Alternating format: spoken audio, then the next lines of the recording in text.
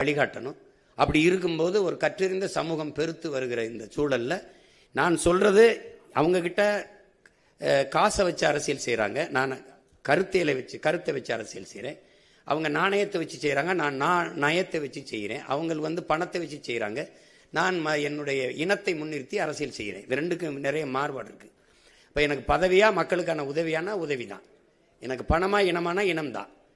மக்களை வைத்து பிழைக்க வந்தேன்னா, மக்களுக்காக உழைக்க வந்தேன்னா, நான் மக்களுக்காக உழைக்க வந்தேன். அப்போ இந்த இதை நான் தொடர்ந்து நிரூபிக்கும் போது நீங்கள் பாருங்க, விழுக்காட்டு அடிப்படையில் வளர்ந்து வளர்ந்து வளர்ந்தே போய்கொண்டிருக்கேன். அப்படிங்கும்போது இந்த தடவை தமிழ்நாட்டை யார் ஆள்றதுல 4 முதலமைச்சர் வேட்பாளர் இருந்தாலும் என்னை என் மக்கள் தேடாமல் இருக்க மாட்டாங்க. ஏன்னா நான் தான் அந்த மக்களுக்கான இது இப்படி இந்த ஆட்சி முறையை இப்படி மாத்துறேன்னு சொல்றது நான் தான். நான் வீட்டுக்கு ஒரு இது தருவேன், நான் அப்படி கொடுப்பேன் அப்படி சொல்லலை. அதெல்லாம் நீனே வாங்கிக்கிற மாதிரி வாய்ப்பை ஏற்படுத்தி தந்துடுறேன்றேன். நீ பெருமையோடு தன்மானத்தோடு தலைமையிலிருந்து வாழ்ற வாழ்க்கையை நான் தந்துடுறேன் உனக்கு, நீ எதிர்பார்த்துருக்காத. அப்போ நான் வரும்போது நாளைக்கு இப்போ 5000, அடுத்து இன்னும் 5 வருஷத்தில் அப்புறம் 20,000 ஆகும். இப்போ 10.5 லட்சம் கோடி 20 லட்சம் கோடி ஆகும். 1 லட்சம் கோடி வட்டி 2 லட்சம் கோடி வட்டி ஆகும். இப்போ என் தம்பி அறிவிச்சிருக்கிற அந்த இலவச அறிவிப்புகள் இருக்கு, அதுக்கே மாதம் 1 லட்சம் கோடி தேவைப்படுது. தாலிக்கு தங்கம், பிறந்தவண்ண வரவேற்பு, அப்புறம் 6 ஏரிகாட்டு ஊரில், அப்புறம் இலவச பேருந்து. உங்களுக்கு புரியுதுன்னு நினைக்கிறேன். அதை புள்ளி வரம் போட்டிங்கன்னா 1 லட்சம் கோடி மாதம் தேவைப்படுது. எங்கிருந்து எடுப்பீங்க? அப்போ அது நல்ல ஆட்சி முறை இல்லை, அதை செய்யக்கூடாது. மக்களுக்கு இப்போ நான் சொல்றது கொஞ்சம் வெறுப்பாக இருக்கும், கசப்பாக இருக்கும்.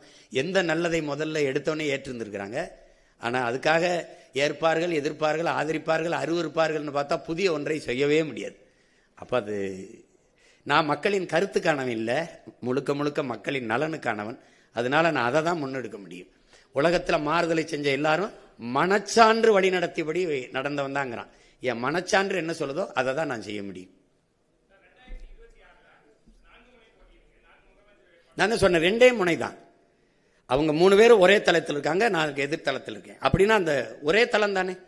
அவர் 2000, 2500, நான் இதெல்லாம் கிடையாது. நீனே ஆயிரக்கணக்கான ரூபாயை ஈட்டிக்கொள்ற மாதிரி உனக்கு வேலை வாய்ப்பு, வருவாய்ப்பு இருக்கும், பொருளாதார மேம்பாட்டை தந்துடுறேன். அவன் வாழ்விடத்திலே தந்துடுறேன்றேன். அப்ப நான் தானே வேற இடத்துல இருக்கேன். அவங்க ஆங்கிலமும் கொள்கை மொழிங்கிறாங்க. அடுத்தவன் மொழி எனக்கு கொள்கையா இருக்க முடியாதுல்ல. அது என்னுடைய தன்மான இழப்பா நான் கருதுறேன். அதனால நான் என்ன சொல்றேன்னா, என் கொள்கை மொழியில வேறுபடுறேன். அப்ப அதுல மாறணும்ல. அவங்க ஊழல் லஞ்சத்தை ஒழிப்போம்னே சொல்லல. ஏன் சாராய கடையவே மூடுவேன்? என் தம்பி பாட்டிலுக்கு 10 ரூபா 10 ரூபான்னு பாடுறாரே ஒழிய நான் வந்தா மூடுவேன்னு சொல்லலையே. இப்ப சாராய கடையை வச்சுக்கிட்டு, போதையை வச்சுக்கிட்டு, பெண்கள் பாதுகாப்பு என்பதும், சட்டம் ஒழுங்கு என்பதும், கொலை கொள்ளையை வன்முறையை தடுப்பேன் என்பதும் வெற்றி பேச்சாயிரும். சும்மா ஒரு